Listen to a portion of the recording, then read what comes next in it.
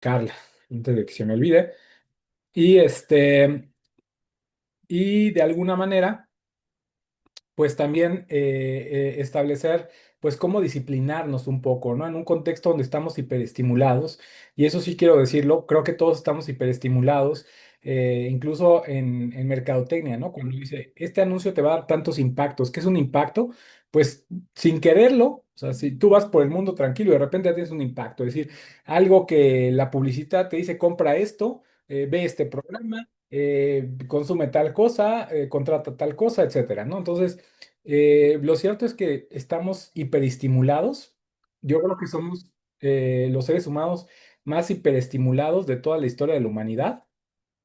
Por donde volteamos, tenemos estímulos visuales, impactos, distracciones, ¿no? Entonces, difícilmente creo que alguien se aburra en un entorno como el nuestro, ¿no? Donde tenemos siempre ver para acá, voltear para acá, voltear para acá, este, en fin, ¿no?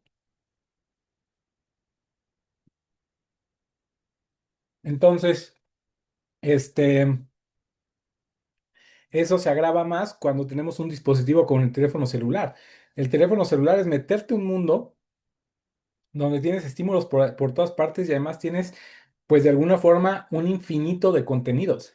O sea, no hay ni principio ni fin, es el infinito. Es decir, no nos bastaría toda la vida para ver todos los contenidos de YouTube. Necesitamos que vivir no sé cuántas vidas para ver todo el contenido de YouTube. Es decir, hay horas video de una forma bestial, que ni siquiera es comprensible para la psique humana, tantas horas video que hay en YouTube, que hay en TikTok, que hay en Facebook, que hay en todos los mecanismos, en Instagram, ¿no? Es decir, estamos como hiperestimulados por donde veamos. Y más el teléfono celular que constantemente es veme, veme, veme, ¿no? Y que de alguna forma nos ha ayudado también a desarrollar el don de la ubicuidad, esa capacidad de estar en todos lados y en ninguno a la vez, ¿no?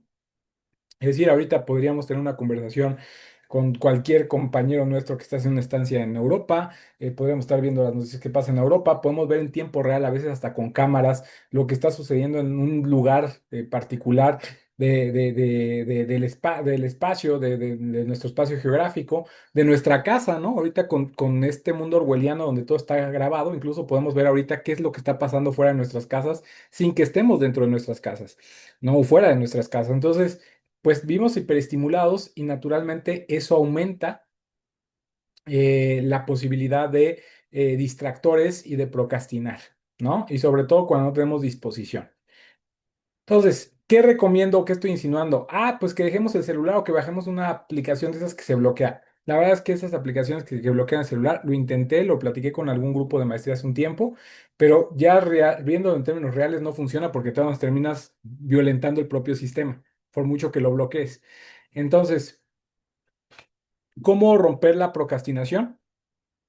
Pues en principio lo que yo hago es empezar con labores o tareas demasiado pequeñas, ¿no? Eso me ha funcionado mucho y lo he escuchado de otras personas que también simpatizan con esta cuestión. Es decir, trata de tener una pequeña agenda diaria, ¿no? Hoy tengo que hacer tal y empieza con las tareas pequeñas, porque cuando tú realizas las pequeñas tareas, tienes una especie de satisfacción, ¿no? Que libera cierto grado de endorfinas y eso produce esa necesidad o esa satisfacción de continuar haciendo esas tareas. Pues antes de hacer la tesis, hoy tengo agendado tal cosa, y sobre todo deja la tesis como en medio, ni al último ni al principio, porque a veces pasa que las metas son tantas o los puntos que quieres hacer ese día son tantos que realmente no alcanza. Entonces déjalo en la mitad y ordénalo de acuerdo a prioridades. ¿No? Prioridades y nivel de o nivel de dificultad. Depende el día, ¿no? Que sea. Yo suelo, pues, a veces ponerlo por nivel de dificultad, pero si tengo algún deadline, si tengo alguna entrega o si tengo algo así, pues la entrega tiene que estar ponderada en función de la urgencia, ¿no? Entonces, en ese sentido, pues, esa sería la primera acción. O sea, empieza con pequeñas tareas que sean simples y ya agarrado el ritmo. Yo digo que es como cuando te metes a la alberca y está muy fría, ¿no? O sea, dices, bueno, me voy a echar, me voy a echar, me voy a echar. No es de pensarlo mucho, es échate y ya, ¿no? Entonces no lo pienses, échate y empieza con pequeñas tareas. Ya cuando te aclimatas, ya ni sientes que la alberca está fría, ¿no? Ya ni sientes que la alberca está fría, ya estás aclimatado, ya estás disfrutándolo, ya estás todo, ¿no? Entonces, en ese sentido, pues yo les recomiendo que apliquen esa estrategia, no pensarlo mucho y aventarte a la alberca, es decir, aventarte con tu primera tarea y ya poco a poco te vas aclimatando. En la tesis, ok, tienes de frente la computadora y te pasa como el Bob Esponja, ¿no? Que está frente a su máquina de escribir y solamente tiene una letra garigoleada cuando tenía que escribir un ensayo, pero ya no sabe qué escribir. Bueno, eso tiene que ver con la sesión cuando vimos las fases de la investigación, que creo que ya les hemos platicado, ¿no? Entonces, una de las fases de la... ¿Sí vimos sí hemos visto ya las fases de la investigación o todavía no? Sí, ¿no? Ok, entonces tenemos que recordar el tema de las fases de la investigación. Cuando haces investigación documental, recuerden ustedes que la materia prima con la que estamos trabajando siempre va a ser las fuentes de consulta. Entonces, cuando tú ya tienes las fuentes de consulta y ya transcribiste las que te interesan en tu capitulado, a partir de ahí ya tienes material para escribir. Recuerden ustedes, nunca empezamos a escribir de cero. Jamás nadie, bueno, no que yo sepa, a lo mejor yo estoy equivocado, por favor, si me equivoco, avísenme. Pues yo no creo que nadie empiece de cero y con su intelequia pues a redactar 30 páginas a renglón seguido, ¿no? Y aunque así lo fuera, serían páginas que carecerían de un factor importante, rigor y diálogo académico con otros. Entonces, nosotros no podemos de pensar que nuestra materia prima son las fuentes de consulta y la técnica documental. Es como pensar que un panadero va a sacar pan de la nada. O sea, el panadero necesita masa. O sea, el panadero necesita masa para poner a chambear. Nosotros necesitamos fuentes documentales para ponernos a chambear. Sí, necesitamos con quién discutir, con quién debatir y a partir de qué empezar a realizar nuestro propio pensamiento. De la nada nada sale. Bueno, a menos que seas científico esos que defienden el Big Bang, ¿no? Que dicen que de la nada salió todo. O que crees en la generación espontánea y que al séptimo día se creó todo, ¿no? Bueno, eso ya cada quien y su fe o sus creencias, pero por lo menos en investigación de la nada nada sale. O nada que valga la pena, ¿no? Porque igual puedes escribir y escribir, pero pues eso no tiene mucho sentido. Recuerden que estamos priorizando pues la cantidad sobre la calidad, ¿vale? Entonces, ¿cómo evitar la procrastinación? En pocas palabras, pues ser simples, eso es indispensable.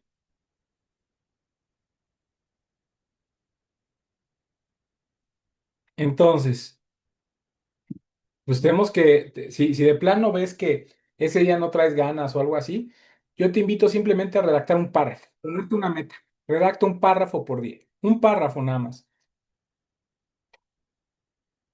Hay quien me cuenta, ¿no? La verdad es que mi abuelo también fue investigador, a lo mejor algunos de ustedes lo saben, académico también. Y hay quien me cuenta, ¿no? Que le preguntaba, bueno, ¿y usted cómo le hace para escribir?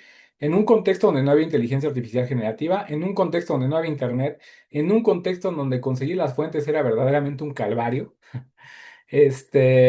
Bueno, ¿y usted cómo le hace para escribir, no? Dicen que le preguntaba.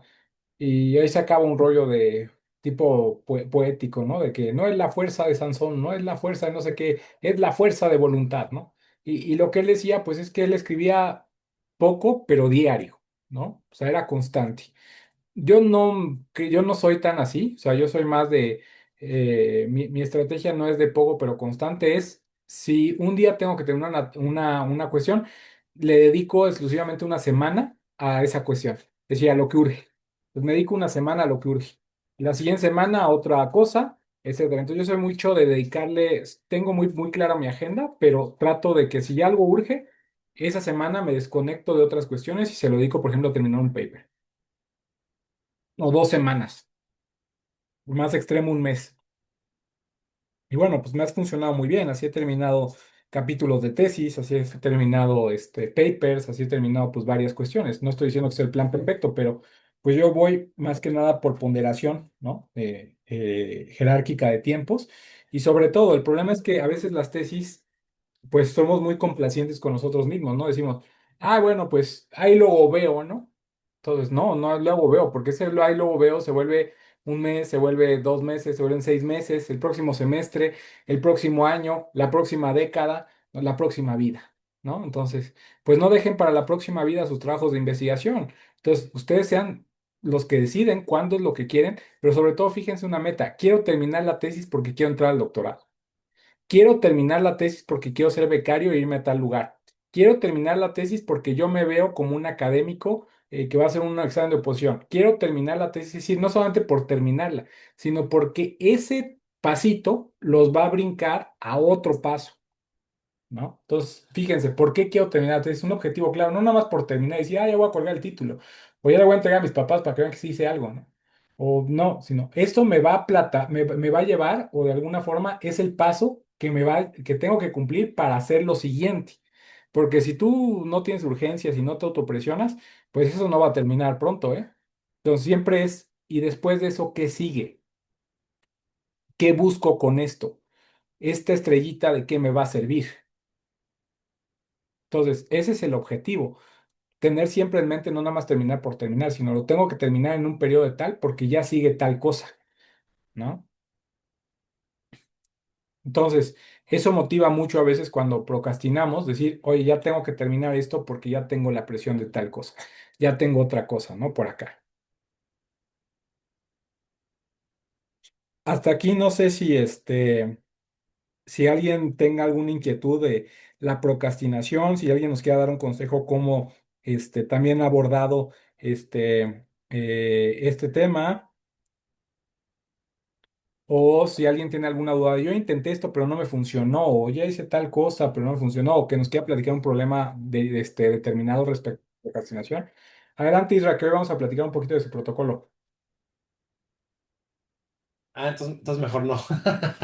No, No, no es no, cierto. adelante, Buenas adelante. tardes. No, pero o sea, una cosa es una cosa y otra cosa es otra cosa, dijo el cochiloco. No, yo sé. No, yo más bien le quería preguntar, yo soy un poquito obsesivo con los documentos que tomo como base y medio me pasa el problema del triema de Agripa, ¿no? Que de repente quiero regresar y regresar y regresar y regresar y regresar. Y si nos pudiera dar un consejo para acotar, ¿a qué me refiero? Yo encuentro un paper, o un documento, un libro que me dice gran parte de lo que estoy buscando. Es decir, ya estoy encontrando la respuesta de lo que estaba buscando cuando seleccioné, etcétera. Obviamente lo tienes que volver a revisar, tienes que dialogar con él, como dice, y de repente digo, ah, caray, pero este trae unas notas al pie que dicen que se refería a este otro artículo de este otro, ¿no? Y a este otro y de este otro. Y entonces empiezas con una regresión, regresión, regresión, regresión. ¿Qué consejo nos da? Porque ahorita ya que estaba yo muy, muy serio y muy sereno de ponerme a escribir, la realidad es que dije, me falta. Necesito todavía profundizar más, necesito todavía encontrar más.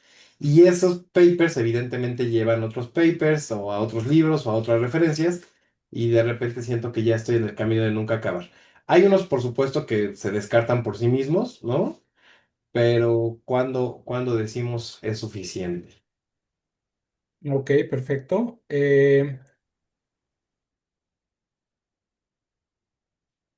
Esto es bien interesante porque a veces incluso escapamos de nuestro marco teórico, ¿no? Nosotros siempre tenemos que tener muy claro que no podemos empezar a hablar del elefante y terminar hablando del ratón. Eso tenemos que cuidar muchísimo. ¿Y cuándo es suficiente, no? Yo creo que cuando encontramos, por eso es importantísimo tener el estado del arte muy delimitado, ¿no? Si sale otra cosa, pues los tenemos que incluir. Pero, pues sí centrarnos en hacer esta selección desde el principio, ¿no? ¿Qué me sirve, qué no me sirve? Y yo sé que a veces es muy apasionante y a veces eso denota el rigor de nuestra investigación, ir a las fuentes principales, a las fuentes primarias, revisar las citas que hacen los autores, etcétera. Pero pues si nosotros estamos haciendo una tesis que requiere o que ya tiene la urgencia del tiempo, pues sí tenemos que decir, bueno, pues estas son mis fuentes, estos son mis no negociables y ya lo demás, pues no necesariamente no necesito abordarlo, ¿no? Por lo menos ahora, ¿no? Entonces me voy a centrar en estos, voy a escribir, ya si veo que es necesario incluir a más, pues ya al final de la tesis podemos hacerlo, pero reitero, regresemos a, hoy voy a terminar este apartado, el tema 1.1.1, supongamos. Hoy lo voy a terminar, hoy me centro y voy a dejar toda mi concentración en ese tema, ¿no? Y pues le damos toda la concentración a ese tema, lo terminamos. Y pues si ya en un futuro, ya con una segunda revisión, lo vemos endeble, lo vemos, no nos sentimos cómodos, podemos buscar más fuentes, pero siempre diciendo, esto lo quiero para esto de manera concreta. Un tip que a mí me sirve mucho es tratar de responder a modo de preguntas. ¿Qué pregunta quiero responder con este tema 1.1? Si la pregunta ya está respondida, ya no necesito más.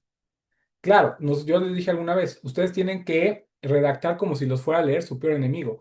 Y no me refiero a un enemigo personal, sino me refiero a un enemigo epistémico, alguien que esté categóricamente en contra de lo que ustedes plantearían. Eso sirve mucho, ¿no? Bueno, eso yo hago, ¿no? Y sobre todo decir, bueno, está muy interesante lo que dicen estos autores y por supuesto hay mucha información, pero yo me voy a centrar en estos. Creo que son los primordiales, los que más me simpatizan, los que más domino, ¿no? Y pues hasta ahí, ¿no? Yo le dejo. Entonces también recordar que pues eh, no tenemos también a veces el número de páginas pues limitado, ¿no? No debemos de excedernos, ¿no? Ser demasiado enciclopédicos y se trata de citar lo mejor. Recuerden ustedes que nosotros somos una especie de control de calidad para nuestros lectores. Le vamos a dar lo mejor, ¿no? Los mejores autores, ¿no? Así como cuando uno va a una tienda, ¿no? Y dice, a ver, aquí yo te traigo a Chedraui Select. Aquí yo te traigo lo más selecto de todo, órale, ¿no? O sea, lo más VIP, porque yo quiero que me trates como un autor VIP, yo lector te trato como un autor VIP.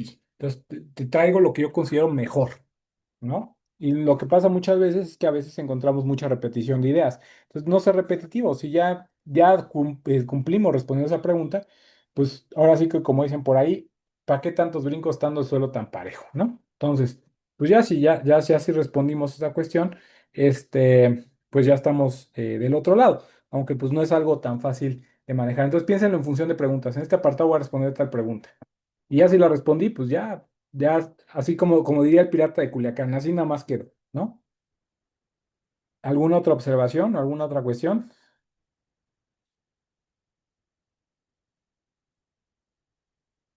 del tema de la procrastinación? Sí, adelante, Pedro. Gracias.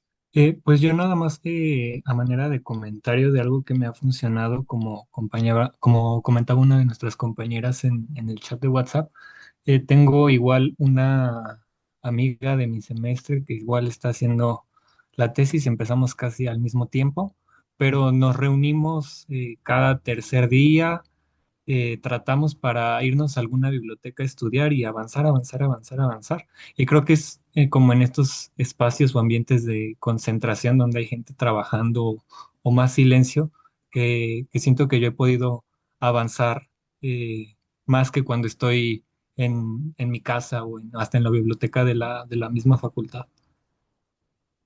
Ok, eso es bien interesante. Déjenme platicarles una anécdota, perdón ustedes el protagonismo, pero se las comparto porque creo que puede ser verdaderamente útil.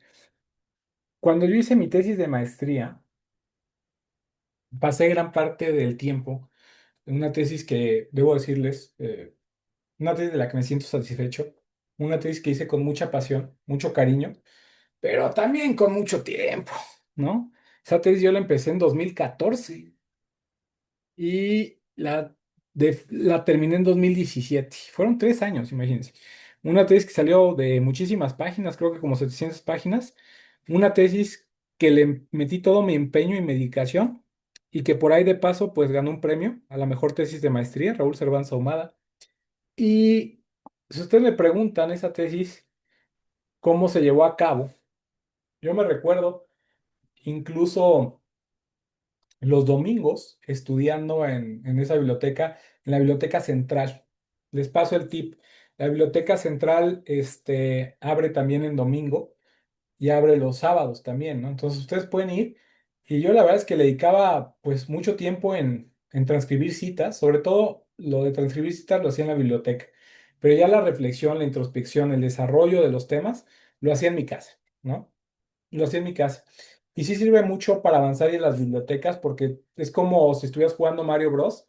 Y cuando se te va a acabar el juego y empieza a sonar la música, la musiquita de tun, tun, tun, tun, tun, tun, tun, tun, tun, tun, tun. Entonces tienes que recopilar las fuentes porque pues sabes que pues, tienes que terminar eso, ¿no? La biblioteca cierra o ya quieres llegar a tu casa a continuar estudiando. Yo la verdad es que desde hace mucho tiempo para acá, pues generalmente los fines de semana los uso para o ir a cursos o dar cursos o los domingos para trabajar o avanzar en papers y todo ese tipo de cosas.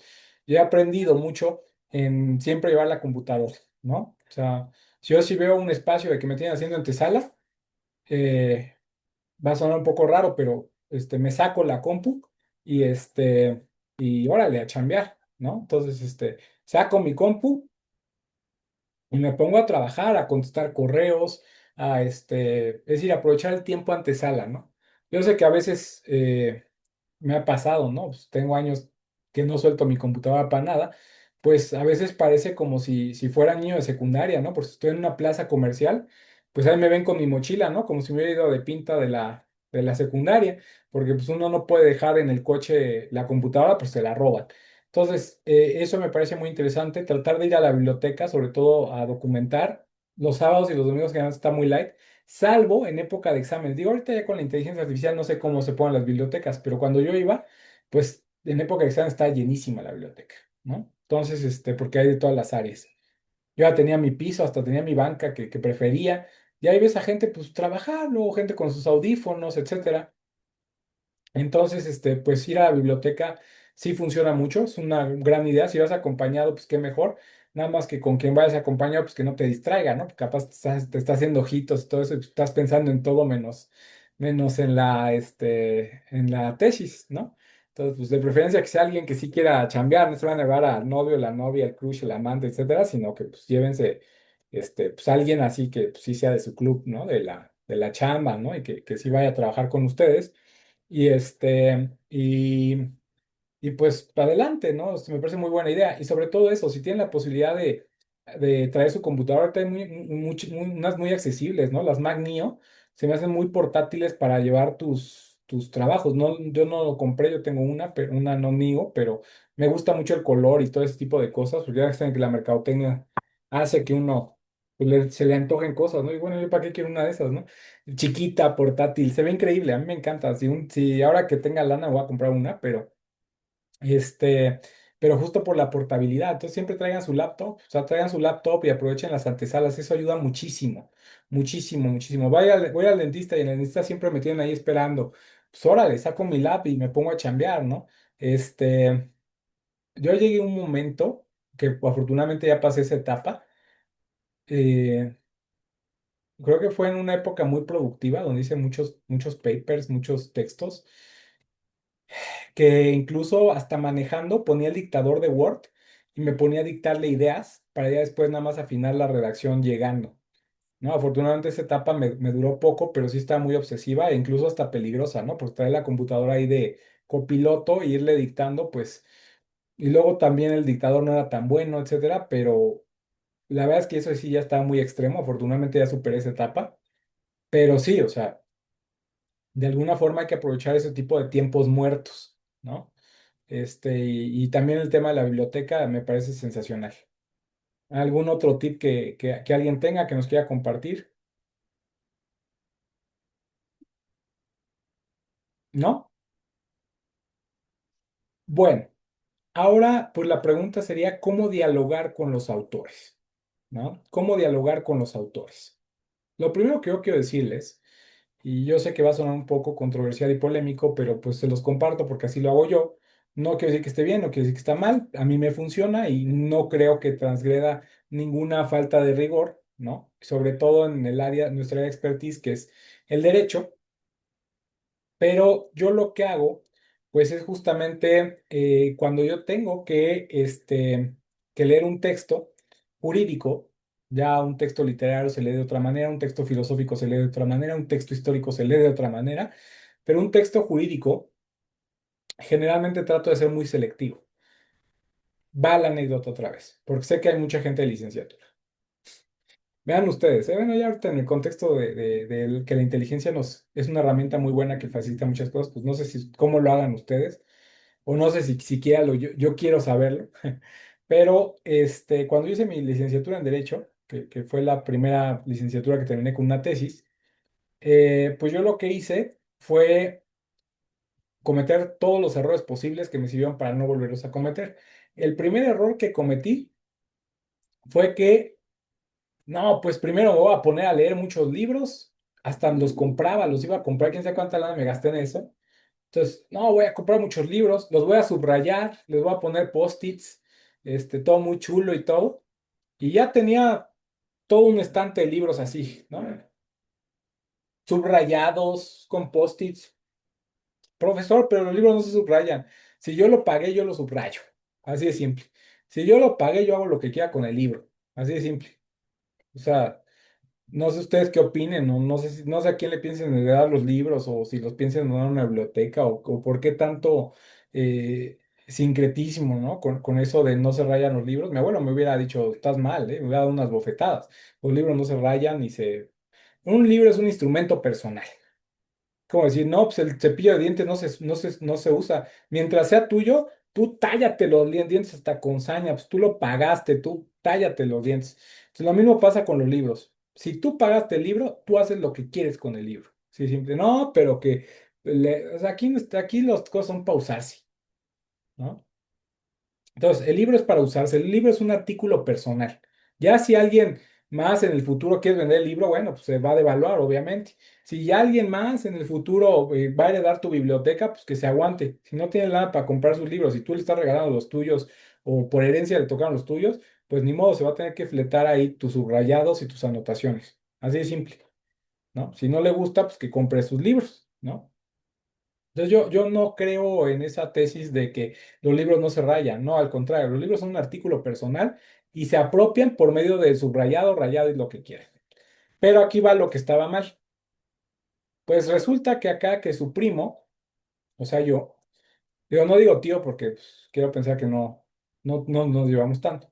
Entonces acá su primo, pues se le ocurrió en la licenciatura, mi tema fue propiedad intelectual. Pues, compré cuanto libro pude, la verdad es que no sé cómo le hacía siendo estudiante. Debo decir que, pues, en gran medida, pues, le debo mucho a mi privilegio y el gran apoyo que me dieron mis padres, ¿no? En su momento. Y por su que no era menor, ¿no? Nunca escatimaron en comprar. Esto yo compré de Oxford, de Porrúa. En ese entonces no había Tirán Blanche. Entonces compré todos los libros que pude de propiedad intelectual, hasta libros bien caros de una editorial que era muy fina. Y yo encantado. Este y de las editoriales no tan finas, ¿no? Entonces, ahí me tenían subrayando, o sea, hasta leía el prólogo, ¿no? Imagínense ustedes qué pérdida de tiempo leía el prólogo.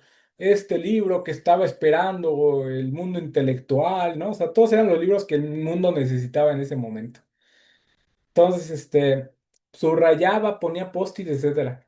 Después de mucho leer, creo que me pasé como unos, yo terminé la carrera en era 2011 cuando yo terminé mis créditos, pero la tesis la empecé como por finales de 2010. Entonces, como de los finales de 2010 hasta julio de 2011 leyendo libros. Bueno, ya tengo aquí un montón de libros. Órale. Pues ahora escribir, ¿no? Pues cuando veía los subrayados y los post-its, yo ya no entendía ni por qué lo había subrayado o qué idea quería rescatar en realidad, o sea, por qué era importante eso. O sea, mi yo del pasado creía que eso era la cita perfecta, pero mi yo del presente, pues ya no le sonaba tan buena idea. Moraleja, se escribe, o sea, al ritmo que leemos, al ritmo que escribimos. Yo veo gente, sobre todo eso pasa mucho en filos, es que tengo que leer a tal autor ahora sí para sentarme a escribir. Al ritmo que le vas entendiendo y que vas haciendo, vas escribiendo, ya después le corregirás. Pero tienes que, o sea, tienes que romper esa idea de que tienes que leer un montonal antes de ponerse a escribir. Sí, tienes que leer, claro, pero aquí es como dicen, chiflando y aplaudiendo, leyendo y escribiendo, ¿vale? Porque si no, vas a tardar mucho tiempo. No, pero que el rigor, bla, bla, bla, no necesitas perder rigor. El problema es que si tú empiezas a leer un montón antes de escribir, pues a ver cuántos años te vas a poner a leer. Las tesis se tienen que terminar en un día. No, pero yo quiero escribir la tesis que va a cambiar el mundo. A ver, eh, probablemente tengas una tesis muy buena. Qué bueno. Pero no se trata de cambiar el mundo, se trata de proponer algo con lo que tú te sientas cómodo y tranquilo.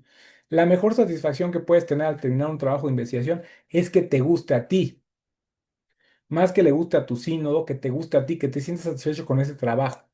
Esa es la mejor satisfacción de un escritor, que después, pasado el tiempo, tú vayas y leas lo que escribiste y digas, wow, me encantó lo que escribí o wow, lo sigo respaldando. Afortunadamente mucho de lo que yo he escrito lo abro después de muchos años y digo, oye, qué buena idea, me gustó. Es raro que encuentre algo que no me guste del todo.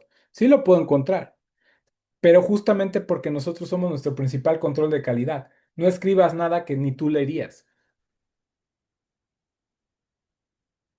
¿Sí queda claro esa cuestión? Entonces, pues leyendo y escribiendo, porque si no, nunca vas a avanzar nada. En filosofía a veces puede ser más complejo porque pues a veces amerita una lectura más rigurosa de los autores, por ejemplo. Pero en derecho no hay ningún pretexto, ¿eh? No hay ningún pretexto. Es más, en filos yo creo que también podríamos establecer ciertos parámetros para hacerlo siguiendo esa misma línea, ¿no? ¿Alguien tiene algún otro comentario?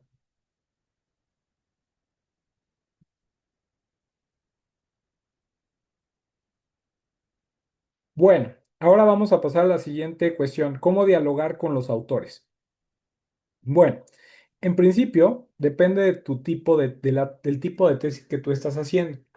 No es lo mismo dialogar con un autor desde una perspectiva filosófica, de una perspectiva histórica, de una perspectiva sociológica o de una perspectiva jurídica. Me voy a centrar en la perspectiva jurídica.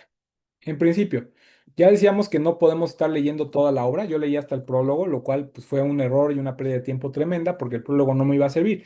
A lo mejor me servía para pues conectar un poquito más con el autor, etcétera, pero pues, muchas veces son autores en derecho que pues son más vinculados a la praxis jurídica o alguna cuestión así, ¿no? Son raros los que escriben desde la filosofía del derecho o desde la teoría del derecho. Entonces, ¿qué es lo que hacemos? Pues en principio, cuando vamos a ver un libro jurídico de un tema particular, ver el índice, qué nos sirve, qué no nos sirve desde el índice. No le puedes dar el privilegio de la duda y ponerte a leer todo. Entonces, seleccionar lo que quieres leer. Encuentras una cita con la que simpatizas, la transcribes y cómo dialogas con el autor, en qué sí estás de acuerdo, en qué no estás de acuerdo y qué le agregarías tú a eso. Entonces recuérdense siempre eso. Siempre platicamos con el autor partiendo del sospechosismo. ¿En qué se puede equivocar este autor? Si yo le voy a aceptar sus tesis, ¿qué sí le acepto y qué no le acepto y cómo lo complementaría? Así tenemos que dialogar con los autores. Y hay una cuestión que ustedes tienen que saber. Siempre que leemos un texto, no tenemos que leerlo parroquialmente o evangélicamente, es decir, dándole el beneficio de la duda al autor. Ustedes tienen que ponerse como hater de Facebook, ¿no? Es decir, buscarle de qué pata flojea, de qué pata cojea, dónde está su error, dónde encontramos que el autor de plano ahí está medio flojillo. Entonces siempre tenemos que leer no bajo la lógica de me tengo que aprender la clasificación que hizo, sino tienes que pensar bajo la lógica de por qué está mal su clasificación. Es decir, siempre que leas cualquier libro, así sea de tu autor favorito, tienes que leerlo con la lógica del hater. ¿Qué quiere decir eso? En vez de buscar aplaudirle y decirle tiene toda la razón, buscar ver dónde se equivocó. ¿Por qué, profesor? ¿Porque usted está resentido o por qué nos dice eso? No, en realidad es una estrategia cognitiva. Aunque tú no lo creas, si tú buscas leerlo como si fuera la palabra de un dios, a ese autor, pues lo más probable es que se te olviden los conceptos que estás planeando. Si buscas criticarlo y buscas de alguna manera ver dónde se equivocó, es un proceso cognitivo más complejo que incluso hace que tú puedas retener la información, ¿vale? Y eso te da ideas de posibilidades. Es decir, si él está escribiendo desde tal punto, yo voy a escribir desde tal punto. Entonces, es una estrategia creativa, crítica creativa, ¿vale? ¿Cómo más dialogamos con los autores?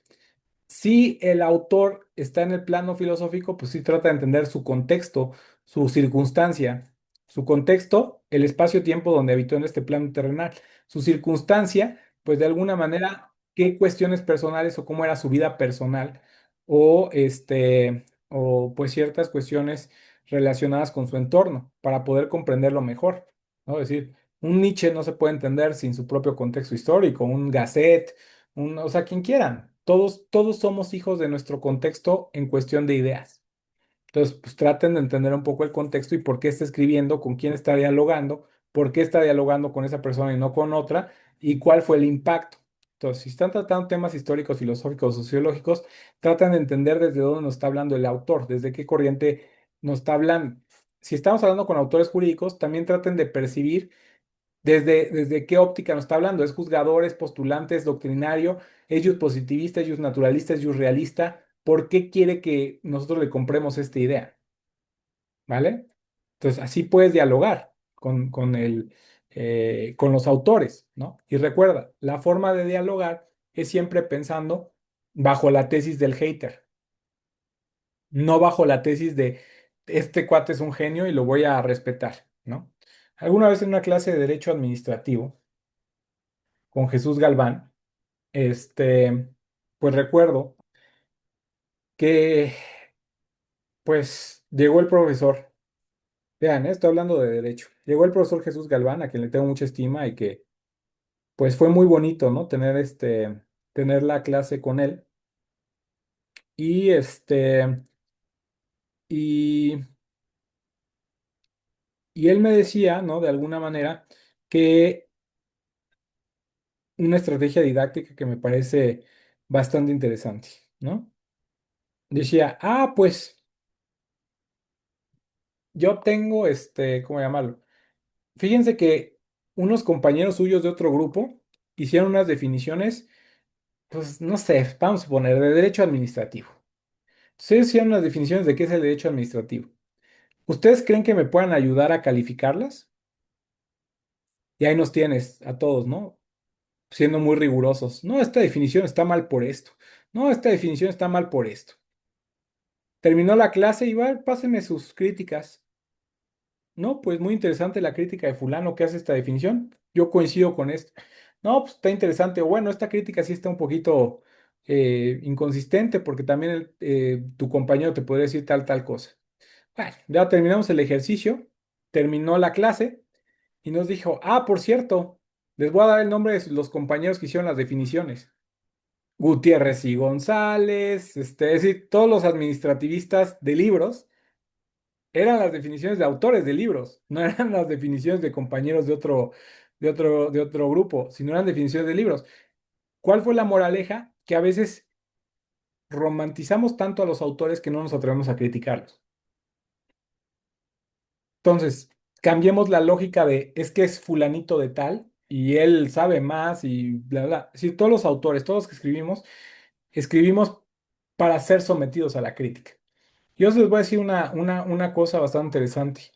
¿No? Alguien alguna vez me preguntó, oye, cuando escribes no te da miedo que te ataquen? Le digo, al contrario, lo mejor que le puede pasar a un autor no es que lo alaben, ni es que haya debate de su obra. Lo peor que le puede pasar a un autor, y que sí me ha pasado, es la indiferencia, que nadie te lea. Eso sí es peor. Y aún así, pues le pierdes el miedo, ¿no? Pues ya me pasó, ya me ha pasado. Me pasa, de hecho, la mayor parte de las veces que escribo pasa en inadvertido lo que escribo. Y lo digo con toda humildad, ¿eh? O sea, y francamente, pues, qué mal, pues sí, qué mal. ¿Qué puedo hacer yo? Bueno, no sé. Tal vez marketing académico, subir mis papers en diferentes plataformas, publicitarlos en Facebook. Pues tampoco me interesa. Pues quien esté trabajando el tema y que lo lea, pues está padrísimo y ahí están mis datos de contacto que me busquen. Pero en todo caso, lo peor que te puede pasar es la indiferencia. Y me pasa. Pero no que te critiquen. Otra cosa mala que te puede pasar es que te critiquen lo que no dijiste, ¿no? Que eso también es muy común. Pues no te leen, pero automáticamente creen que dices algo que ni siquiera has dicho. Eso también es malo. Pero lo peor que le puede pasar a un autor no es que problematicen su pensamiento, que te cuestionen, que debatan de lo que tú escribiste. Eso es lo mejor que te puede pasar.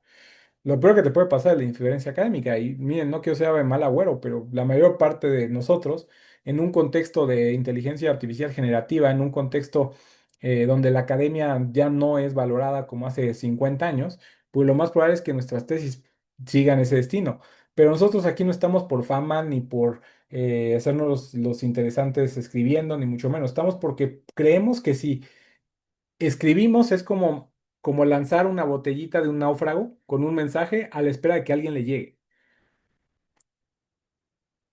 O sea, a lo mejor nada más vas a tener un lector, pero ese lector a lo mejor le interesa lo que dices y puede coadyuvar a generar otro pensamiento. Sí, otro pensamiento que tal vez no va a ser leído a nivel masivo, ¿no? Pero, pues caray, no lo estamos haciendo por las masas, estamos haciendo por convicción académica e intelectual, no por ser famositos ni ser la sensación de la fiesta. ni porque te aplaudan. Lo hacemos por convicción, porque queremos aportar algo desde nuestra psique, ¿no? Y algo que consideramos puede ser útil si alguna vez tal vez un legislador se atreve a leernos, un alumno de derecho se atreve a leernos, un académico se atreve a leernos y coadyuvar a la generación de conocimiento, ¿no? Por ahí había un debate en un grupo de gente del SNI, ¿no? Es que los académicos deberíamos de ganar lo mismo que un futbolista. Y digo, oye, relájate un montón. Relájate un montón. Pues, claro, yo quisiera ganar lo mismo que un futbolista, sin duda alguna. Pero creo que son falsas analogías. O sea, el futbolista está haciendo millones de pesos en publicidad, está también aportando en el deporte. Yo no soy FIFAs, ni mucho menos me gusta el deporte. O sea, yo soy de esas personas que digo, bueno, ¿y cuándo pasa algo entretenido del mundial, ¿no? O sea, ¿cuál es la magia del mundial? Porque yo no la veo, ¿no? Hay gente que está bien emocionada, pero pues yo no veo nada que digas, oye, qué padre, ¿no? Ni tampoco voy al fútbol los sábados, ni mucho menos prendo mi tele para ver si hay fútbol. O sea, no soy gente que haga apología del fútbol, pero seamos honestos, o sea, vamos a verlo en términos utilitaristas.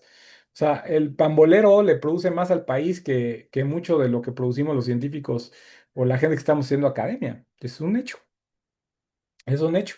O tiene más impacto que un tipo meta gol en la vida de un adolescente que busca hacer deporte que el paper que estamos escribiendo sobre adolescencia. Eso es un hecho. Eh, y a ver, yo le digo a esa persona que decía, es que deberíamos de ganar lo mismo que un futbolista. Le digo, explícale a alguien que va todos los domingos al fútbol que tú como académico, cuyos a lo mejor se ven en tus libros, pero que realmente haya una incidencia de lo que está escribiendo, o sea, que un paper que nadie lee, que tú produces un paper que nadie lee, que gane lo mismo que un futbolista. Explícase a una persona de a pie. Y lo único que te va a decir es que a ti te están pagando para que fantasees tus cosas académicas, pagadas por el Estado. Es muy doloroso y muy triste. Es muy doloroso y muy triste, sin duda. Y alguien diría, no, pero es que lo que pasa es que, ¿qué pasa en las emergencias? No tenemos científicos, no tenemos tal. Digo, bueno, pues pasamos la pandemia. Yo no vi que saliera la famosa vacuna Patria, tardó mucho tiempo en salir, ¿eh? Aquí en México. Es más, creo que hasta se perdió dinero. Búsquenlo de Patria pierde no sé cuánto dinero. Este, los inhaladores, otro fracaso, ¿no?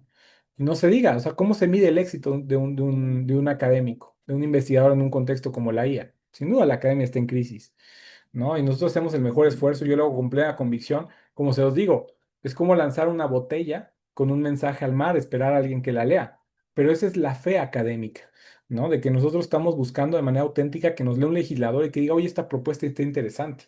Estamos buscando que nos lea un juzgador y diga, creo que tengo que cambiar mi enfoque interpretativo. Estamos buscando que nos lea un académico y nos diga, híjole, mi teorización de esto tal vez no había considerado estos factores. Estamos pensando que un tesista también nos lea. Estamos pensando que nos lea. Pero bueno, no necesariamente lo podemos medir, no lo podemos cuantificar, ¿no? Que es muy triste, pues la respuesta es sí. Y bueno, es un reto para los académicos que estamos en el SNI actualmente. O sea, ¿cómo hacemos para generar incidencia en nuestras comunidades? ¿Cómo podemos hacer para que ser científico, ser filósofo, ser pensador tenga una incidencia? Pero no todo se puede pensar en términos utilitarios. Qué complejo, ¿no? Entonces, discutir con nuestros autores es un gran reto intelectual que no debemos de dejar pasar esa oportunidad, ¿vale? No sé si hubiera algún otro comentario o alguna otra cuestión.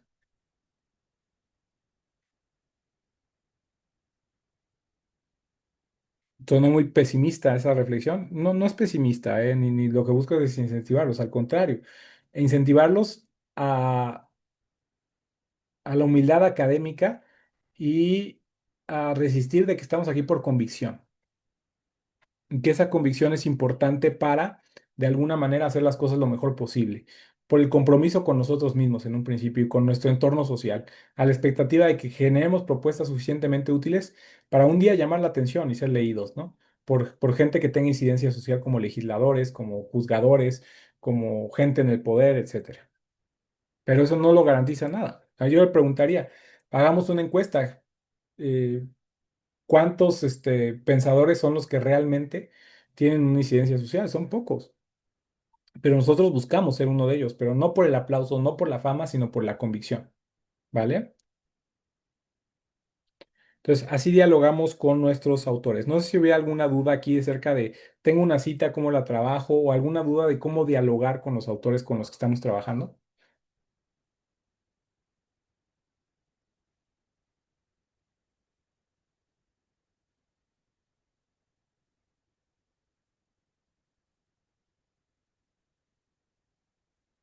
No, nada. A ver, alguna pregunta que siempre han querido hacer, ¿no? Bueno, entonces pues pasamos a la segunda parte de la sesión, que es dime tus problemas prácticos de la hechura de tesis. Y vamos a empezar con el protocolo de Israel. Israel, ¿me permitiría compartir pantalla para, este, pues, que los demás estén en sintonía y platicar un poquito acerca de su trabajo de investigación? Sí, sí, al final del día el resultado va a ser público, entonces yo creo que es bueno que se vaya derrumbando desde el inicio. Ah, claro, bueno, Es- sí, sí, claro, si hay alguna cuestión de propiedad intelectual que considere que pueda ponerse en riesgo, no, pues la podemos omitir, ¿no? Sí, el chiste, recuerden ustedes no, que la investigación o puede sea, ser, o sea, es un acto es un acto que se tiene que trabajar en equipo, o sea, o que entre más te lean, mejor, ¿no? Recuerden que esa es la clave del éxito, ¿no? La clave del éxito en esto pues, es que entre más personas te leas, más tienes, ¿no? Ah, aquí Avi nos comparte algo en el grupo. Dice, a mí este texto me sirve igual para cuando leo algún texto. ¿Qué dice? ¿Por qué lo dice? ¿Para qué lo dice? ¿Cómo lo dice? Si el trabajo es un texto, ¿qué concepto trabaja? Ok, sí, yo tengo una parecida que es muy buena, pero la voy a buscar. Esa me la enseñó una profesora en pedagogía, cuando estudié pedagogía. Y básicamente nos decía, era más o menos parecido, pero con una cita textual. O sea, nos decía, saca citas textuales del texto que más te hayan llamado la atención. Y básicamente seguía una rúbrica muy parecida a la que nos está mandando este, eh, esta Abby, ¿no? Entonces, muchas gracias, Abby. Yo también tengo otra por ahí, con todo gusto se las comparto, ¿no? Entonces, em, se las comparto para que la tengan, pero sí es una forma eh, pues de alguna manera de hacer esta cuestión, ¿no? Entonces, vamos a platicar un poquito acerca del protocolo de Israel, que ya han escuchado un poquito lo que está trabajando. Déjenme, y aquí tengo la compartida de pantalla, nada, estoy aquí revisando otras cuestiones que me mandaron ahorita en este inter que estuve con ustedes. Y vamos a trabajar el de Israel. No, déjenme lo pongo en descargar, exportar.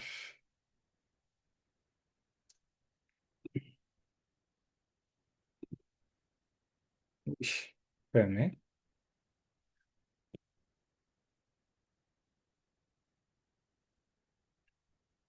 Bueno, aquí ya se estiró un poquito el asunto.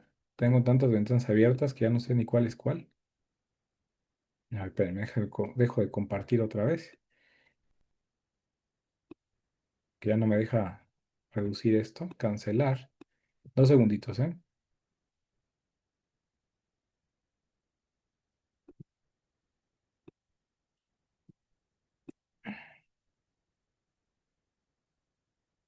Ya no encuentro ahora en Finder, espérenme. Recientes,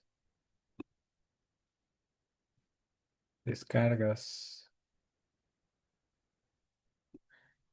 Exportar, 2 segundos, ¿eh?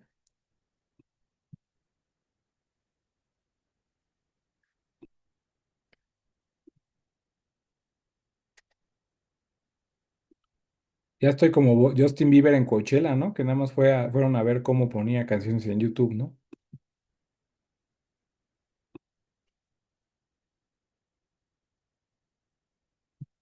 Ok. Y aquí está ahora sí.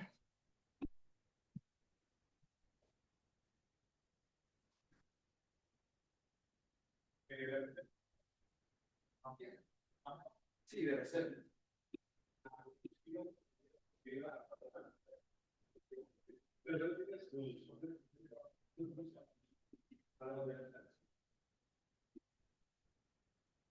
Bueno, pues vamos ahora sí. Ya creo que ya lo tengo aquí para subrayar. Volver a la sesión. Ah, aquí está abajo la sesión. Ya ahora se explica muchas cosas. Y es este. Ya, ahora sí. Bueno, aquí tenemos el diseño de investigación que nos presenta Isra. Y lo primero es que nos habla acerca del tema de investigación. Isra lo tiene muy claro, ¿no? El tema de investigación respecto al título de la investigación, ¿no? Entonces, dice él, la presente investigación versa sobre el diseño regulatorio del sistema financiero mexicano y sus consecuencias jurídicas en el comportamiento de instituciones financieras. Específicamente analiza la estructura normativa basada en entidades, regulación por entidad, Entity-Based Regulation, que caracteriza al sistema financiero mexicano. Y la propiedad sistémica, este ya es un concepto complejo, propiedad sistémica, ¿no? Ya no, en mi vocabulario no técnico de la materia, entiendo como propiedad sistémica como las características innata de la estructura, ¿no? La capacidad de las instituciones financieras para desplazarse entre distintas figuras jurídicas del sistema sin que el ordenamiento lo impida de manera explícita.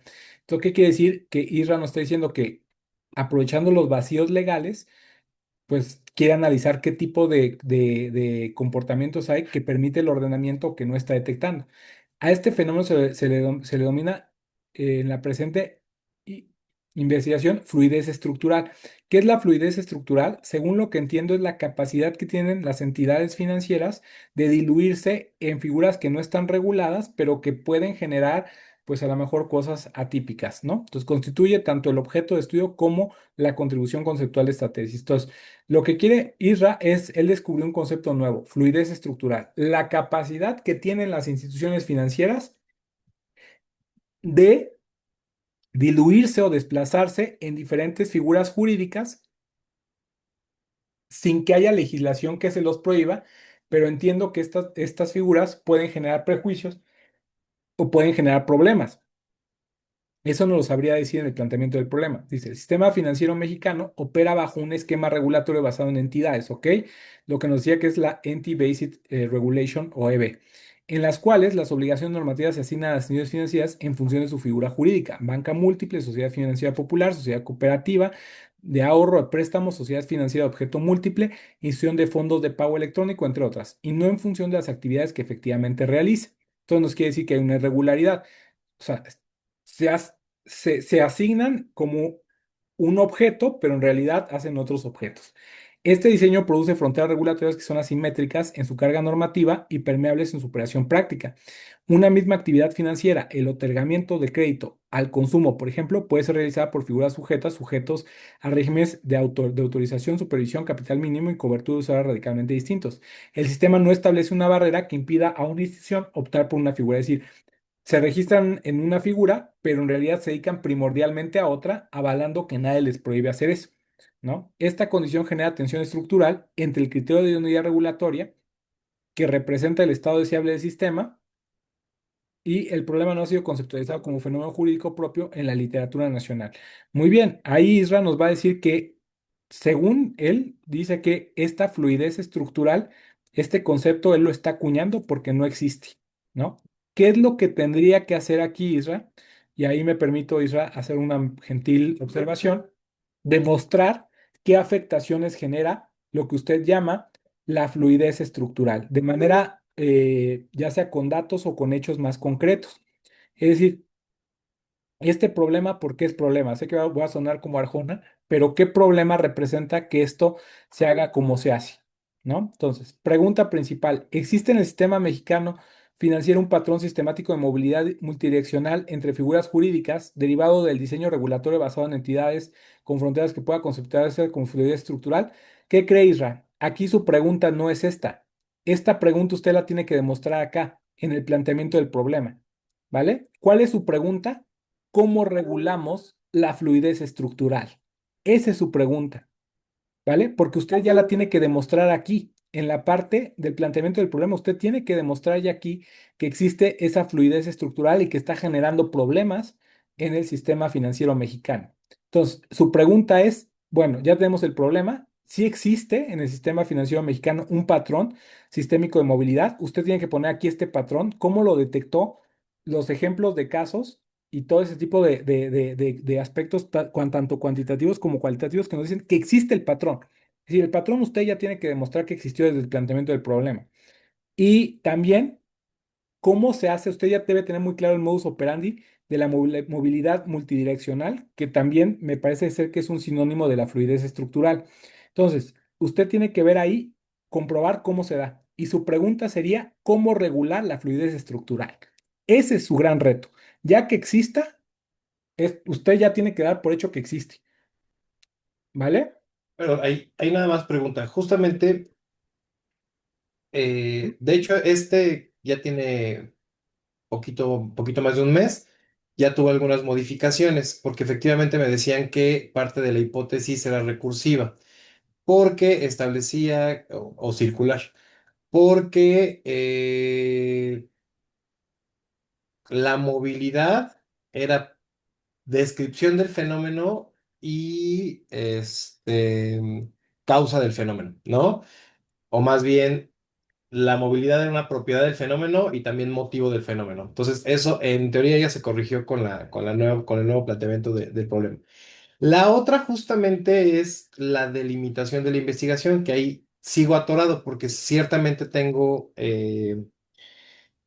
retroalimentaciones a veces un poco contrarias. ¿En qué sentido?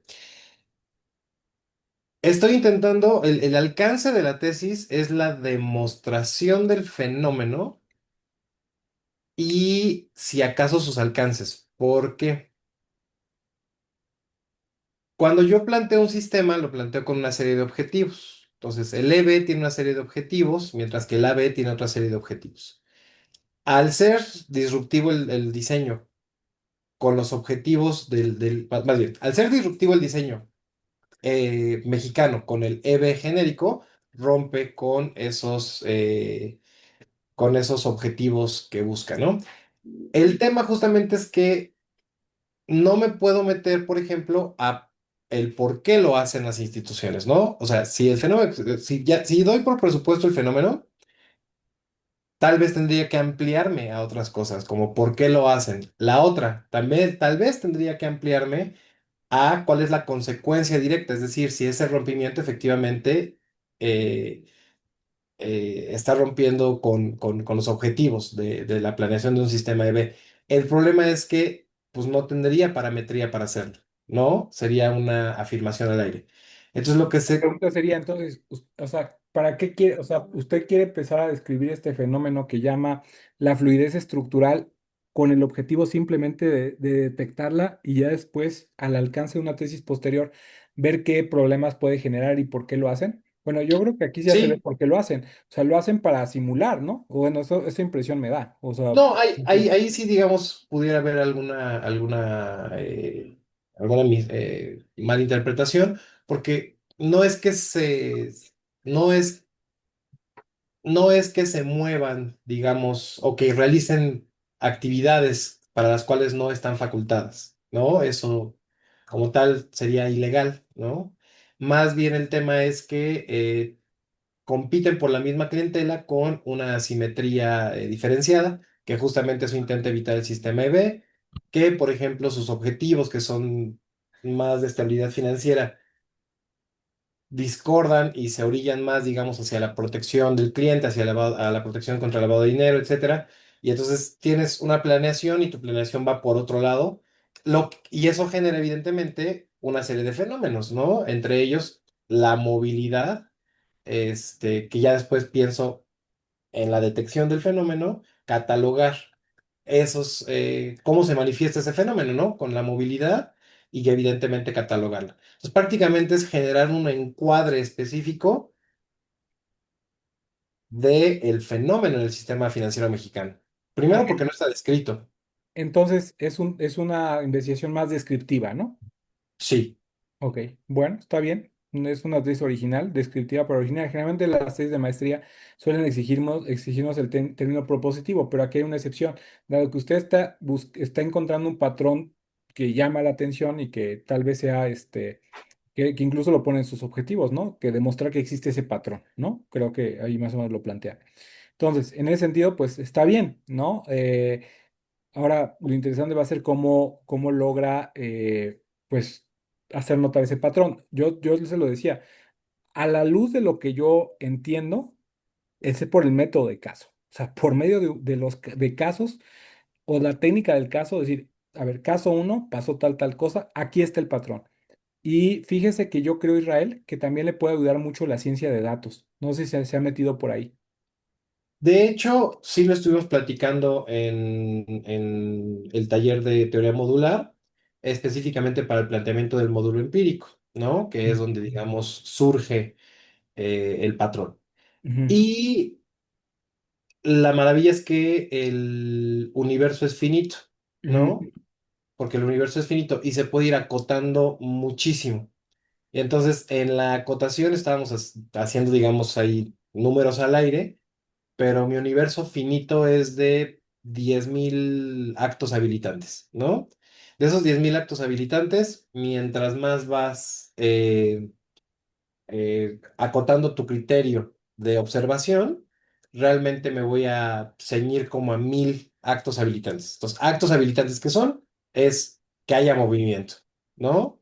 Una ajá, integración nueva al sistema no me sirve, no hay movimiento, es una integración. ujú, Una salida del sistema técnicamente tampoco me sirve porque es un acto deshabilitante, ¿no? Y evidentemente ya se está diseñando todo un marco, digamos, de inclusión y obviamente de exclusión, y aparentemente mi universo en Happy Numbers, ¿no? Es aproximadamente como de 200 actos habilitantes. Entonces, sí, sí vimos lo del Big Data si fuera posible, pero realmente va a ser para la recopilación de información, más allá de el caso de estudio. sí, no, también tiene que, en ciencia de datos también hay muchas técnicas basadas en inteligencia artificial justamente para detectar esos patrones, porque como se puede constatar aquí de sus instrumentos de evaluación, todo esto lo tiene que a fuerzas, ¿no? O sea, se tienen que apoyar de una IA, ¿no? En el que usted le descargue la información. Recuerde que la ciencia de datos, por muy avanzada que sea, siempre se va a basar en Excel. O sea, así de simple. O sea, ciencia de datos, forzosamente tenemos que trabajar Excel. Entonces, en ese sentido, pues va a tener que armar muy bien su Excel y pues justamente, pues se me antoja la tesis porque aquí lo que nos hace falta también es su temario. Entonces, un poco, pues empezar tal vez un capítulo no histórico, pero sí de breve referencia de cómo funciona el sistema financiero mexicano. Es decir, ese sería el primer capítulo, cómo funciona. Después, su segundo capítulo, ¿no? Establecer un poquito la normatividad y dónde están esos vacíos que permiten la fluidez, ¿no? Tercer capítulo, los casos concretos que usted va a analizar, o sea, o sea, además de que va a buscar muchos, pues muchos, ¿cómo llamarlo? Em, pues muchos, se me escapa el nombre. Bueno, muchas, documentos jurídicos, que es lo que va a hacer con lo de los ítems. O sea, buscar casos que sean demasiado significativos y abordarlos ahí. Y ya después el último capítulo, en ver en qué consiste, o sea, en teorizar justamente cómo define este concepto que se llama, pues justamente ahí se me está escapando ahorita, fluidez Fluidez estructural. estructural. Decir en qué consiste, cuáles son sus limitantes y para qué nos puede servir haber detectado este patrón, ¿vale? O sea, cuáles son los malos usos de este patrón y qué consecuencias habríamos terminado. Y ahí usted termina con una hipótesis. Para continuar en el doctorado, pues justamente cómo regular esto para evitar abusos o problemas para los sujetos que son entes financieros. Así yo veo la estructuración de su tesis. El Claro. capitulado va más o menos por 5 capítulos. Ujú.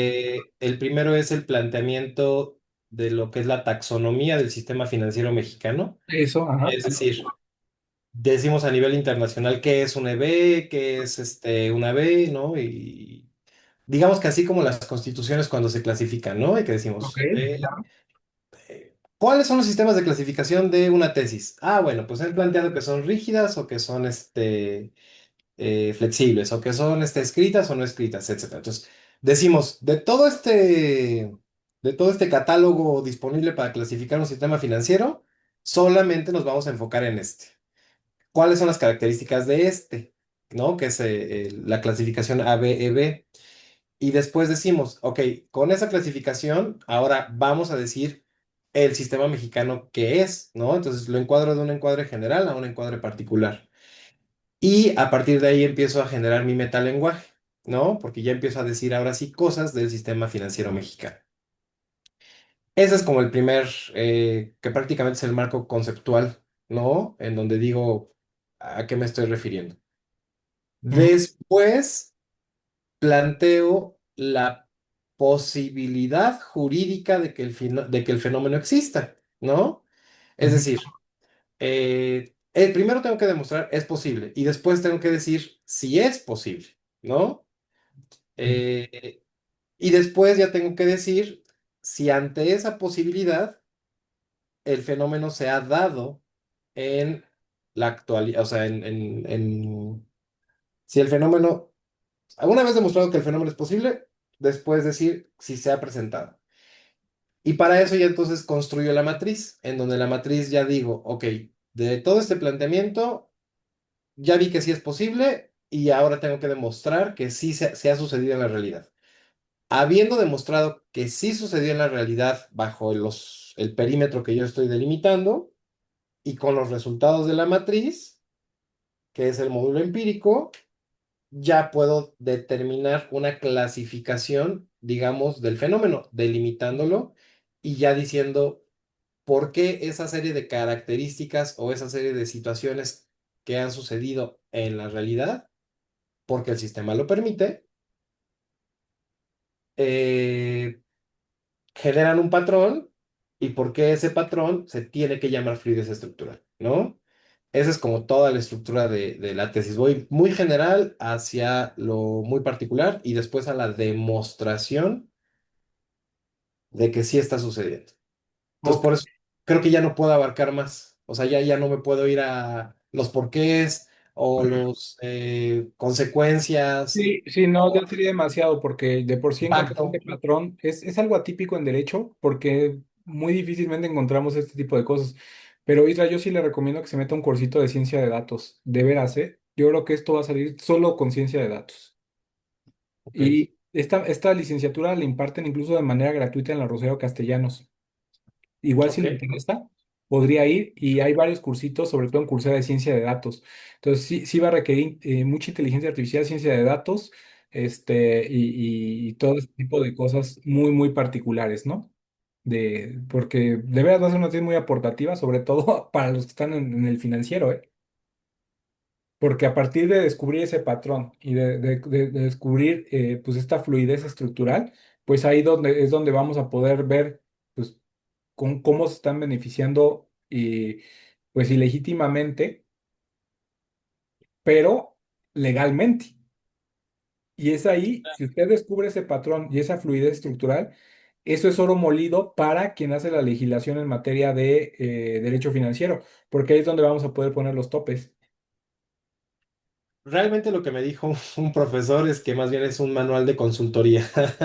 O sea, usted lo está viendo desde el lado de Los Ángeles, pero yo ya platiqué con uno del lado de los demonios. Ah, no, con esto usted se hace rico. Si de lado de los demás, con esto se hace rico. Porque ahí es donde usted le puede dar la consultoría para dónde irse y para no dónde irse. Sí, Pero yo pues, lo estoy pensando como que usted estuviera de parte del Banco de México. Pues sí, la verdad es que es oro puro, pero pues en términos académicos.